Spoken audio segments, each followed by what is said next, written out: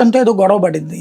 ఎందుకంటే మనం ఇక్కడ ఆపమంటే అతను ఆపలేదు, లేకపోతే దురుసుగా బండి తోలుతున్నాడు, నువ్వు ఆగవయ్యా అంటే గనక లేదన్నాడు. సరే నేను ఇక్కడ దిగిపోతా పో, ఈ డబ్బులు ఇస్తానన్నావు. ఇతను తర్వాత వెళ్ళి కేసు పెడతాడు, నన్ను ఎస్సీ అని కులం పేరుతో దూషించాడు. ఎవరు జడ్జిమెంట్ ఇవ్వాలి? డిఎస్పీ స్థాయి అధికారి పర్యవేక్షణ. ఆయనకి తీరిక ఉండదు. సరే మీరు ఆయనకి ఎంతో కొంత ఇచ్చేసి సెట్ చేసుకోండి అంటారు.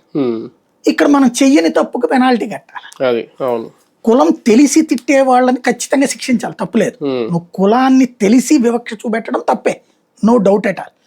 కానీ నీకు ఎవరో కూడా తెలియదు, అతను ఎస్సీ అయ్యి ఉన్నది నీకు తెలియదు, అతను వ్యాపారస్తుడో ఉద్యోగస్తుడో ఎవరినో, మనం మన సహజ సిద్ధమైనటువంటి ఇష్యూస్ వల్ల కాంట్రడిక్షన్ వచ్చింది. కానీ దాంట్లో కుల వివక్షను తీసుకెళ్లి ఎస్సీ ఎస్టీ కేసులు పెడుతున్నారు. ఇప్పుడు ఇది అట్లాంటిదే. ఒక పాస్టర్ గారు తను చేసిన ఒక మంచి పని ఏంటి అంటే తను పాస్టర్ అని ఒప్పుకున్నాడు అక్కడ.